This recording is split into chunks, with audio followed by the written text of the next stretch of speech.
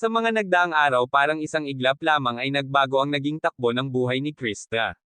Bago ang lahat magandang araw mga kalingap, isang nakakaantig puso ang ating mga nasaksihan tungkol kay Krista. Di umano'y kakaiba na ang naging kapalaran ni Krista sa ngayon. Gayunpaman naabutan na naglalako na lang itong si Krista. Ito pala ang kanyang naging pinaglalaanan para sa kanilang pang-araw-araw. Bukod pa roon ay ito ang dahilan kung bakit hindi na marahil hindi na ibinavlog ang Mike Chris sa kadahilanan sa kailangan kumayod para sa buhay. Sa totoo lang tuluyan na ba talagang bumalik sa hirap itong si Krista at iyon ang kanyang pinagkakakitaan na lang ang maglako ng mga gulay. Hindi naman siguro ganun ang nangyari, maaring scripted lamang iyon. Pero kahit papano matutunan ni Krista ang mga kakaibang diskarte sa buhay para mabuhay kahit simple lamang ang kanilang pinagkukunan at maranasan niya rin kung gaano kahirap ang makipagsapalaran at kumayod para maiwasan ang kakulangan sa pinansyal.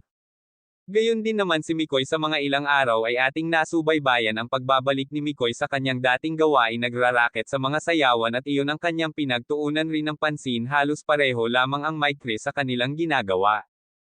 Ito na siguro ang bago nilang pagkakaabalahan at ipagpatuloy para sa kanilang bagong buhay. Pero wala naman kasiguraduhan kung ito ba ay ang tunay na kalagayan sa ngayon ng Mike Chris. Dahil biglaan lamang ang nangyari ganito sa Mike Chris. Alam naman natin na isa sa mga may magandang alaala sa atin ang mga pinapalabas noon ng Mike Chris.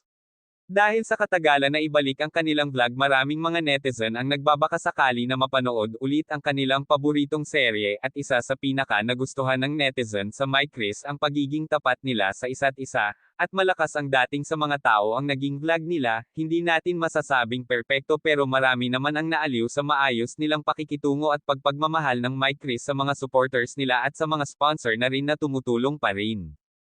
Maraming salamat, pakisuportahan po ang aking channel at sa lahat ng bumubuo ng Kalingap.